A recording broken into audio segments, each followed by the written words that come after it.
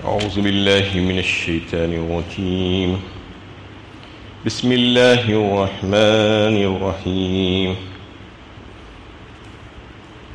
هو الذي خلقكم من طين ثم قضى أجلا وهو الله في السماوات وفي الأرض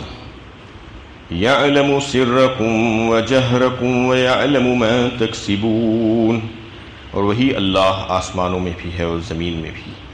تمہاری چھپی اور کھلی سب باتوں کو جانتا ہے، اور جو کمائی تم کرتے ہو وہ بھی اسے معلوم ہے۔ یہ سورہ انعام کی 3 آیت ہے۔ اس میں بھی اللہ تعالیٰ توحید کو پیش کر رہے ہیں دلائل کے ساتھ۔ پچھلی 2 آیتوں میں بھی اللہ کی توحید کو واضح دلائل اور نشانیوں کے ساتھ پیش کیا گیا تھا۔ اس میں فرماتے ہیں کہ وہی اللہ ہے آسمانوں میں بھی اور زمین میں بھی۔ انہیں اللہ تعالیٰ الگ الگ نہیں ہے، آسمانوں میں الگ یا زمین میں الگ نہیں، بلکہ ہر جگہ موجود ہے اللہ تعالیٰ۔ اللہ اپنی ذات سے اور اپنی صفات سے موجود ہے، عرش پر بھی ہے، آسمانوں اور زمینوں میں۔ جیسا کہ ایک فرقے کا یہ سمجھنا ہے، یہ عقیدہ ہے کہ اللہ تعالیٰ صرف آسمانوں پر عرش پر مستوی ہے اور دیگر جگہوں پر وہ اپنے علم سے ہے۔ یہ غلط بات ہے، اس لیے کہ اللہ تعالیٰ کی ذات اور اللہ تعالیٰ کی جو صفات ہے، چاہے وہ علم ہو، قدرت ہو، اختیارات ہو، ارادہ ہو، یہ سب چیزیں الگ الگ نہیں کی جا سکتی، اور اللہ تعالیٰ کو مقید نہیں کیا جا سکتا، محدود نہیں کیا جا سکتا صرف عرش پر، بلکہ اللہ تعالیٰ تو ہر جگہ موجود ہے۔ یہ مسلمانوں کا عقیدہ ہونا چاہیے، یہ صحیح اور درست عقیدہ ہے۔ وَهُوَ الَّذِي مَعَكُمْ أَيْنَمَا كُنْتُمْ فرمایا اللہ تعالیٰ نے سورہ حدید میں، یعنی وہ اللہ ہے جو تمہارے ساتھ ہے جہاں کہیں تم ہو۔ اور دیگر مقامات پر بھی اللہ تعالیٰ نے اسی قسم کی باتیں بتائی ہیں۔ وَنَعْلَمُ مَا تُوَسْوِسُ بِهِ نَفْسُهُ وَنَحْنُ أَقْرَبُ إِلَيْهِ مِنْ حَبْلِ الْوَرِيدِ، وہ جانتا ہے تمہارے دلوں میں کیا بات آتی ہے، تمہارے خیالات تمہارے دل میں جو آتے ہیں، اور تمہاری شہ رگ سے بھی زیادہ قریب ہے وہ۔ تو ان تمام باتوں سے یہ بات ہمیں معلوم ہوتی ہے کہ اللہ تعالیٰ ہر جگہ موجود ہے، کہیں پر اللہ تعالیٰ ایسا نہیں ہے کہ موجود نہیں ہے، بلکہ ہر جگہ موجود ہے، اور پھر وہ ہمیں دیکھ رہے ہیں۔ وہ الذی معکم اینما کنتم، یہ اگر عقیدہ ہمارا پختہ ہو جائے، اور جس قدر پختہ ہو جائے تو پھر ہماری اعمال میں بہتری ہوتی جائے گی، کیونکہ انسان کی فطرت ہے کہ انسان کو اگر یہ بات معلوم ہو جائے کہ اس کی نگرانی ہو رہی ہے، ایسا CC کیمراز کہاں پر لگے ہوئے ہیں، اگر یہ لوگوں کو معلوم ہو جائے تو وہ ان کی عمل اور ان کا کام کاج کرنے کا طریقہ بدل جاتا ہے۔ اور اگر کسی کو اس بات کا یقین ہو کہ میرا اللہ، میرا رب میرے ساتھ ہے، مجھے دیکھ رہا ہے، میری نگرانی کر رہا ہے 24 گھنٹے، میں جہاں کہیں ہوں، چاہے خلوت میں ہوں، چاہے جلوت میں ہوں، چاہے جنگل و بیابان میں ہوں، چاہے لوگوں کے درمیان ہوں، چاہے دن میں ہوں، چاہے رات کے اندھیرے میں ہو، چاہے بند کمرے میں ہو، ہر جگہ میرا رب، میرا مالک موجود ہے اور میری نگرانی کر رہا ہے، تو یقینی بات ہے وہ کیفیت ہی بدل جائے گی، اور وہ ذمہ داری کا احساس اس کے اندر پیدا ہو جائے گا، جواب دہی کا احساس۔ جیسے ہی ذمہ داری اور جواب دہی کا احساس انسان کے اندر پیدا ہوتا ہے، اس کے عمل میں تبدیلی آنی شروع ہو جاتی ہے، عمل بہترین ہونا شروع ہو جاتا ہے۔ یہ کیفیت بتلانا چاہ رہے ہیں اللہ تعالیٰ کہ تم اگر یہ عقیدہ رکھو گے تو پھر تمہاری کیفیت بدل جائے گی، اور تمہارا عمل دنیا کا جو ہے، جو لاپرواہی سے اور غفلت کے ساتھ تم آج جو کرتے ہو، وہ کیفیت نہیں رہے گی۔ جیسے کہ دنیا میں لوگ یہ سمجھتے ہیں کہ کون دیکھ رہا ہے ہمیں، کون پکڑے گا، کون نگرانی کر رہا ہے۔ اللہ تعالیٰ بتانا چاہ رہے ہیں کہ ہم دیکھ رہے ہیں، ہم نگرانی کر رہے ہیں۔ یہ عقیدہ ہمارا جو ہے ہمیشہ ہونا چاہیے۔ یعلم سرکم و جہرکم فرماتے ہیں اللہ تعالیٰ کہ جانتے ہیں ہم تمہاری، یعنی تم جو کچھ بھی چھپاتے ہو، تو جو کچھ بھی ظاہر کرتے ہو، ویعلم ما تکسبون، اور تم جو کمائی کرتے ہو، تم اچھے اور برے عمل جو بھی کرتے ہو، اس سے بھی ہم واقف ہیں، ہم کو سب کچھ معلوم ہے۔ وَمَا تَأْتِيهِم مِّنْ آيَةٍ مِّنْ آيَاتِ رَبِّهِمْ إِلَّا كَانُوا عَنْهَا مُعْرِضِينَ، ان کے رب کی نشانیوں میں سے کوئی نشانی ایسی نہیں جو ان کے پاس آئی ہو اور انہوں نے اس سے بے رخی نہ کر لی ہو۔ یہ تمام باتیں بتانے کے بعد توحید کے واضح دلائل اور نشانیاں سامنے آ جانے کے باوجود بھی منکرین حق کا یہ حال ہے کہ جب بھی ان کی ہدایت کے لیے اللہ تعالیٰ کے پاس سے روشنی آتی ہے، ہدایت آتی ہے، نشانیاں آتی ہیں تو اس سے منہ موڑتے ہیں، اعراض کرتے ہیں، اس پر عمل کرنا نہیں چاہتے، اس سے پلٹ جاتے ہیں۔ فَقَدْ كَذَّبُوا بِالْحَقِّ لَمَّا جَاءَهُمْ فَسَوْفَ يَأْتِيهِمْ أَنبَاءُ مَا كَانُوا بِهِ يَسْتَهْزِئُونَ۔ چنانچہ جب حق ان کے پاس آیا تو اس کو انہوں نے جھٹلایا، تو جن باتوں کا وہ مذاق اڑاتے رہے ہیں ان کی خبریں عنقریب ان کے پاس پہنچ جائیں گی۔ اس آیت میں فرمایا جا رہا ہے کہ جب حق ان کے پاس آیا، حق سے مراد ایک تو قرآن کریم ہے اور دوسرا مطلب اس کا یہ ہے کہ آپ صلی اللہ علیہ وسلم کی ذات اقدس، آپ صلی اللہ علیہ وسلم کی ذات اقدس ان تمام لوگوں کے سامنے تھی۔ آپ کا بچپنا، آپ کی جوانی اور آپ کا بڑھاپا، آپ کی پوری زندگی وہ لوگوں ہی کے درمیان گزری مکہ میں اور عربوں کے درمیان، ہر چیز سے واقف تھے وہ لوگ، اور آپ صلی اللہ علیہ وسلم کو صادق اور امین کا لقب دے کر رکھے تھے،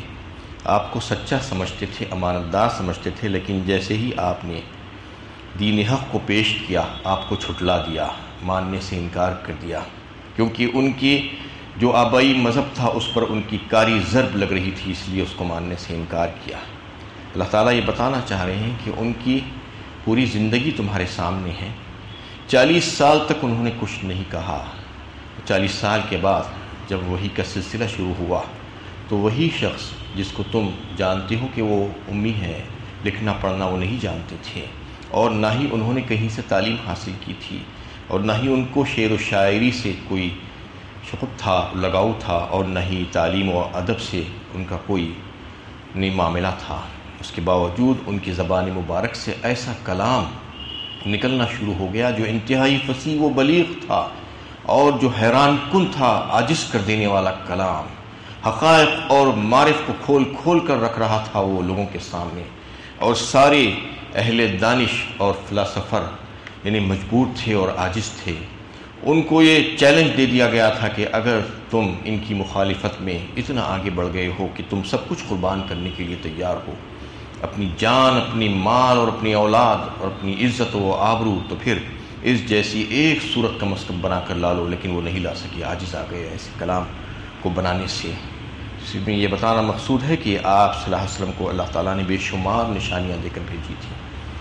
اور حقانیت کی دلیل تھی یہ کلام اور آپ صلی اللہ علیہ وسلم کی ذات مبارکہ، لیکن اس کے باوجود ان بدبختوں نے نہیں مانا اور اس کا انکار کیا۔ فقط کذبوا بالحق لما جاءهم، انکار ہی کرتے رہے۔ فسوف یاتیہم انباء ما كانوا به یستہزئون، اور جب بھی ان کے پاس وہ بات آئی ان کی ہدایت کے لیے تو انہوں نے اس کا مذاق اڑایا۔ اللہ تعالیٰ فرما رہے ہیں کہ یہ مذاق آج اڑا رہے ہیں، لیکن کل ان کو معلوم ہو جائے گا کہ ان کے ایمان اور عمل کے بارے میں ان سے جواب دہی ہوگی، اس وقت ان کو پتہ چل جائے گا، لیکن اس وقت پتہ چلنا ان کے لیے فائدہ مند نہیں ہوگا۔ جو آج مذاق اڑا رہے ہیں وہ انہی کے اوپر آ جائے گا۔ أَلَمْ يَرَوْا كَمْ أَهْلَكْنَا مِنْ قَبْلِهِمْ مِنْ قَرْنٍ مَكَّنَّاهُمْ فِي الْأَرْضِ مَا لَمْ نُمَكِّنْ لَكُمْ وَأَرْسَلْنَا السَّمَاءَ عَلَيْهِمْ مِدْرَارًا وَجَعَلْنَا الْأَنْهَارَ تَجْرِي مِنْ تَحْتِهِمْ فَأَهْلَكْنَاهُمْ بِذُنُوبِهِمْ وَأَنْشَأْنَا مِنْ بَعْدِهِمْ قَرْنًا آخَرِينَ۔ کیا انہوں نے دیکھا نہیں کہ ان سے پہلے ہم کتنی قوموں کو ہلاک کر چکے ہیں جن کو ہم نے زمین میں وہ قوت بخشی تھی جو تم کو نہیں بخشی، ہم نے ان پر خوب برسنے والی بارش بھیج دی تھی اور ان کے نیچے نہریں جاری کر دی تھی، اور پھر ہم نے ان کے گناہوں کی پاداش میں انہیں ہلاک کر دیا، اور ان کے بعد دوسری قوموں کو اٹھا کھڑا کیا۔ اس سے پہلی آیت تک تنبیہ کی گئی، سخت وعیدیں بیان کی گئی، جو منکرین حق ہے، جو توحید کو تسلیم کرنا نہیں چاہتے، واضح نشانیاں دیکھنے کے باوجود بھی انکار ہی کیے جا رہے ہیں۔ اب یہاں پر ان سے کہا جا رہا ہے کہ دیکھو، تم کو اگر بات سمجھ میں نہیں آ رہی ہے تو پچھلی قوموں کی طرف جو ہے دیکھو نظر ڈال کر کہ ہم نے ان کو کیسے پیدا کیا تھا۔ الم یرو کم اہلکنا، الم یرو کا لفظ یہاں پر آیا ہے، کیا نہیں دیکھا، مطلب یہ ہے کہ کیا نہیں سمجھا، کیا تم نہیں سمجھ رہے ہو، کیونکہ دیکھنے کی بات تو یہاں اس لیے نہیں ہو سکتی آنکھوں سے اور نظروں سے، کیونکہ وہ کئی سو سال، ہزاروں سال پرانی باتیں تھیں وہ واقعات، لیکن وحی کے ذریعے سے اللہ تعالیٰ بتا رہے ہیں. اور وہ عربوں میں یہ سارے واقعات مشہور تھے کہ جس طرح قوموں کو اللہ تعالیٰ نے ان کی نافرمانیوں کے بنا پر ہلاک کر دیا تھا، یہی واقعات اللہ تعالیٰ دوہرا رہے ہیں اور فرمایا جا رہا ہے کہ دیکھو پچھلی قوموں کی طرف، پچھلی امتوں کی طرف، جبکہ ہم نے ان کو سب کچھ دے کر رکھا تھا اور ان کے لیے معیشت کے دروازے کھول دیے تھے، اور ان کے پاس رزق کی فراوانی تھی، ہر چیز کثرت سے موجود تھی ان کے پاس، قوت اور طاقت ان کو ہم نے عطا فرما دی تھی، اور ایسی ایسی چیزیں ان کو دی تھی جو تم کو نہیں دی گئی ہے. یعنی قوم عاد اور سمود کو اللہ تعالیٰ نے ایسی قوت اور طاقت عطا فرمائی تھی جیسی ویسی قوت اور طاقت اللہ تعالیٰ نے کسی کو عطا نہیں فرمائی. اسی طریقے سے اہل شام اور اہل یمن کو اللہ تعالیٰ نے زبردست خوشحالی دے کر رکھی تھی، ویسی خوشحالی جو ہے اللہ تعالیٰ نے کسی دوسری قوم کو نہیں دی تھی. اس میں یہ بتانا چاہ رہے ہیں اللہ تعالیٰ کہ ہم نے ان کو ساری چیزیں دی تھی، ساری نعمتوں سے نوازا تھا، لیکن انہوں نے بے رخی برتی اور وہ اللہ تعالیٰ اور اس کے رسول کی باتوں کو نہیں مانے اور اس کی نافرمانی کی. تو ان کا کیا حال ہوا؟ وہ ساری نعمتیں، وہ ساری قوتیں اور طاقتیں اور سارے مال و دولت سب کچھ ان کے لیے بیکار ہو گیا، نیست و نابود کر دیا گیا، ان کو ہلاک و برباد کر دیا گیا. خطاب یہاں پہ قوم قریش سے ہے کہ اے مکے والو،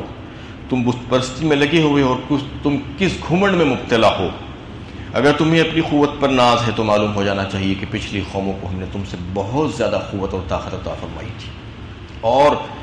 مال و دولت اور دیگر چیزیں بھی تم سے بہت زیادہ ہم نے ان کو عطا فرمائی تھی، شان و شوکت بھی ان کے پاس تمہاری سے زیادہ تھی، لیکن وہ ساری چیزیں رسولوں کو جھٹلانے کی وجہ سے بیکار ہو گئی، ناکارہ ہو گئی، کچھ کام نہیں آئی. تم بھی سوچ لو کہ تمہارا حشر کیسا ہوگا. تم اگر اللہ کے نبی جو ہمارے پیغمبر ہیں ان کو اگر جھٹلاؤ گے، ان کی بات کو نہیں مانو گے، تو پھر تمہارا حشر بھی ایسا ہی ہوگا، کیونکہ ہم نے ان کو ساری نعمتیں دی تھی، ان کے اوپر بارشیں برسائی تھی، اور پھر ان کو باغات عطا فرمائے تھے جن کے نیچے نہر بہ رہی ہیں. فَأَهْلَكْنَاهُمْ بِذُنُوبِهِمْ وَأَنشَأْنَا مِن بَعْدِهِمْ قَرْنًا آخَرِينَ. لیکن اس کے باوجود جب انہوں نے بات نہیں مانی، نافرمانی پر نافرمانی کرتے گئے، تو پھر ہم ان کی جگہ دوسری قوموں کو لا کر کھڑا کر دیے. محسوس تک نہیں ہوا لوگوں کو کہ ان کی جگہ کوئی دوسرے آ گئے ہیں. ایسا زمانے میں ہوتا آیا ہے. آپ دیکھتے ہیں کہ حکومتیں اور سلطنتیں بدل جاتی ہیں، لوگوں کو پتہ بھی نہیں چلتا، سارے کے سارے لوگوں کو ہلاک کر دیا جاتا ہے، ہزاروں کی تعداد میں لوگ مر جاتے ہیں، ان کی جگہ دوسرے آ جاتے ہیں، دوسری قوموں کو لا کر اللہ تعالیٰ بسا دیتے ہیں. یہاں پر یہ بتانا چاہ رہے ہیں کہ تمہیں گھمنڈ نہیں ہونا چاہیے تمہاری قوت و طاقت پر، بلکہ تم دیکھو کہ حق کیا ہے. جب حق تمہارے سامنے آ گیا ہے واضح دلائل کے ساتھ، تو پھر اس کو قبول کر لینا ہی یہ تمہارے لیے عقل مندی ہے، ورنہ تم ہلاک و برباد ہو جاؤ گے. یہی طریقہ کار ہونا چاہیے ایک شریف انسان کا اور ایک عقل مند انسان کا، کہ جب حق سامنے آ جائے تو بلا پس و پیش اس کو قبول کر لینا، اس میں تعویلیں نہیں نکالنا، اس کو پیچھے ڈالنے کی کوشش نہیں کرنا اور ضد پر نہیں اڑنا چاہیے. وَلَوْ نَزَّلْنَا عَلَيْكَ كِتَابًا فِي قِرْطَاسٍ فَلَمَسُوهُ بِأَيْدِيهِمْ لَقَالَ الَّذِينَ كَفَرُوا إِنْ هَذَا إِلَّا سِحْرٌ مُبِينٌ. اے پیغمبر، اگر ہم تم پر کاغذ پر لکھی ہوئی کتاب نازل کرتے اور یہ اسے اپنے ہاتھوں سے چھو بھی لیتے، تب بھی جنہوں نے کفر کیا ہے یہی کہتے کہ یہ صریح جادوگری ہے. اس میں اللہ تعالیٰ فرما رہے ہیں کہ یہ لوگ اتنے ضدی ہیں کہ یہ بات تو بات، اگر اس سے بہت زیادہ بھی چیزیں ان کے سامنے رکھ دی جاتی، یعنی ان کو جو ہے تم آسمان پر آ کر ہمارے پاس سے ایک کتاب، لکھی لکھائی کتاب لے جا کر بھی دے دیتے ان کے ہاتھ میں، اور جو ہے ان کو یہ کہتے کہ اس کو پڑھ لو، اس کو چھو لو، تو چھو لینے اور پڑھ لینے کے بعد بھی یہ کہتے کہ یہ تو کھلا جادو ہے. یہ مطالبہ وہ لوگ کر رہے تھے. اگلی آیت میں بھی اس کی طرف جو ہے اللہ تعالیٰ نے توجہ دلائی. یہ قریش کے جو سردار تھے، کفر کے بڑے بڑے سردار، نضر بن حارث اور دیگر عبداللہ بن ابی امیہ وغیرہ، بہت سے سردار مل کر آپ صلی اللہ علیہ وسلم کی خدمت اقدس میں جو ہے جا کر حاضر ہو کر یہ مطالبہ کر دیا کہ آپ ایسا کیجئے کہ آسمان سے کچھ فرشتوں کو لے کر آ جائیے اپنے ساتھ. 4 فرشتے کم از کم ہونے چاہیے، اور آ کر آپ کی بات کی تصدیق کرے کہ یہ کلام جو آپ لا کر ہمارے سامنے پیش کر رہے ہیں، یہ کلام اللہ ہی کا کلام ہے اور آپ اللہ کے سچے نبی ہیں. اللہ تعالیٰ یہی فرما رہے ہیں اس میں کہ تم کچھ بھی دکھا دو ان کو، کوئی نشانی، کیونکہ یہ ماننے والے ہیں نہیں. یہ ماننے کا اگر ارادہ ہوتا تو یہ نشانیوں کا مطالبہ نہیں کرتے. جو ایمان والے بندے ہوتے ہیں تو وہ نشانیاں دیکھے بغیر ہی مان لیتے ہیں، غیب پر ایمان رکھتے ہیں۔ آگے بھی اس بات کو جو ہے بتایا گیا کہ غیب پر ایمان لانے کی طرف توجہ کیا گیا ہے اور ترغیب دی گئی ہے اور مطالبہ کیا گیا ہے۔ غیب پر اگر ایمان نہیں لائیں گے، سب چیزیں دیکھنے کے بعد ہی ایمان لانے کا اگر جو ہے بات کریں گے تو پھر دیکھنے کے بعد تو ایمان لانا کوئی کام کا ہی نہیں ہوگا۔ ہر ایک لاتا ہے دیکھنے کے بعد تو ایمان۔ موت سے پہلے سب کو ساری چیزیں دکھائی جاتی ہیں اس دنیا میں ہی، دنیا سے جانے کے بعد نہیں، دنیا سے جانے کے بعد تو دکھے گا ہی۔ یہیں پر موت سے پہلے جب غرغرۂ موت جب لگ جاتا ہے تو اس وقت فرشتے آ جاتے ہیں اور مغائبات سے پردے ہٹا دیے جاتے ہیں اور بتایا جاتا ہے کہ دیکھو یہ چیزیں تھیں جس کو تم جو ہے سمجھ نہیں پائے، تم اپنی عقل جو ہے اس میں نہیں لگائے، تم کو اللہ تعالیٰ نے عقل اور فکر نے شعور دیا تھا، اس کو استعمال کر کے تم کو جو ہے غیب پر ایمان لانا تھا، لیکن تم ایمان نہیں لائے۔ تو مغائبات سے پردے تو ہٹائے جائیں گے، لیکن ہٹائے جانے کے بعد پھر غیب جب شہادت بن جائے گا تو پھر اس کے بعد ایمان لانا بے فیض اور بیکار ہو جائے گا۔ تو اس میں ان لوگوں کی ہر دھرمی اور ضد کا تذکرہ اللہ تعالیٰ فرماتے ہیں کہ وہ ماننے والے نہیں ہیں، وہ تو قسم کھا بیٹھے ہیں کہ ہم نہیں مانیں گے، چاہے کچھ بھی ہو جائے، چاہے آسمان سے تم لکھی لکھائی کتاب لا لو، ہم اس کو چھو کر بھی دیکھ لیں، فرشتے بھی اگر آ جائیں تو ہم اس کو ماننے والے نہیں ہیں۔ یہ ان کا جو ہے طرز عمل ہے، لہذا ان کو ان کے حال پر چھوڑ دیجیے۔ وآخر دعوانا الحمدللہ رب العالمین۔